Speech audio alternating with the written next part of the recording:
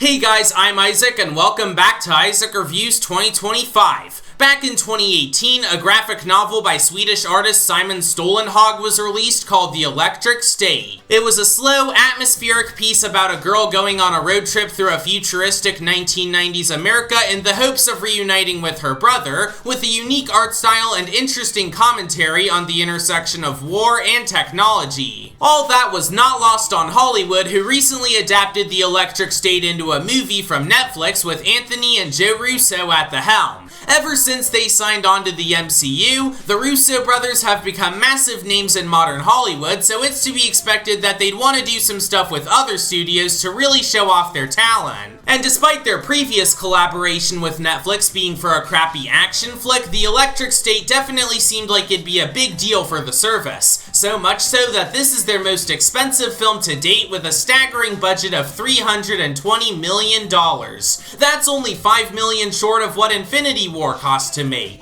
Even if Netflix was giving this movie a lot of hype, once the trailers came out, fans of the book were pretty apprehensive since it didn't look like it'd be a very faithful adaptation of Stålenhag's original book. What's more, critics were absolutely merciless towards this film, so I didn't expect I'd be enjoying it all that much, and my expectations were certainly met. It has the same basic storyline as the book that I mentioned earlier, but there's definitely some major differences. Most notably, instead of this being an introspective dystopian piece, now it's a road trip comedy with a bunch of action scenes. If I could extend the slightest amount of positivity toward The Electric State, it is at least nice from a visual standpoint. That doesn't change how bad almost everything else about it was, but the VFX work was pretty solid, there was some good production design, and I liked a few of the song choices on top of the score by the ever-talented Alan Silvestri. Otherwise, practically everything else about The Electric State is a cinematic short circuit. Not only is it downright slanderous as an adaptation, but on its own, the writing still sucks ass. There's way too much exposition dumping, the social commentary feels incredibly half-baked and one-sided, it barely uses its setting to its advantage beyond a few pop culture references, and the film as a whole is super uninteresting. Even for it being only 2 hours long, I had to take a few breaks just to keep myself from dying of boredom. The characters aren't much better either, where they barely had anything going for them in the way of worthwhile development or backstories, even if most of their actors were okay.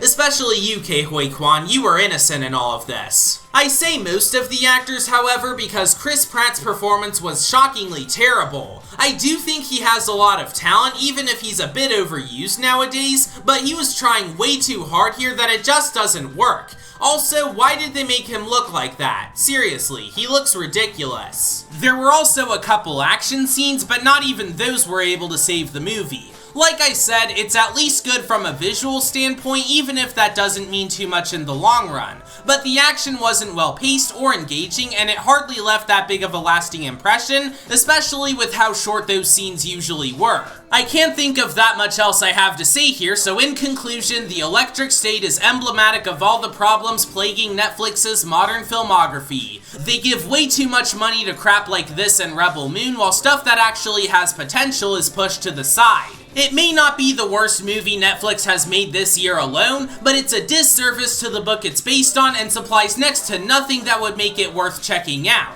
All that it's worth getting is a 2 out of 10 rating from me. While I'm all for seeing what visionary directors can make outside of the MCU, the Russo brothers may need to work on making their non-Avengers movies actually good. Next time, I'll be talking about Ninja 2. Yes, I finally got around to watching the highest grossing animated film of all time in theaters, and honestly, the hype is 100% warranted. So if you're excited for that video and others like it, then consider subscribing to the Isaac Harthy channel. Thanks for watching, and I'll see you all later.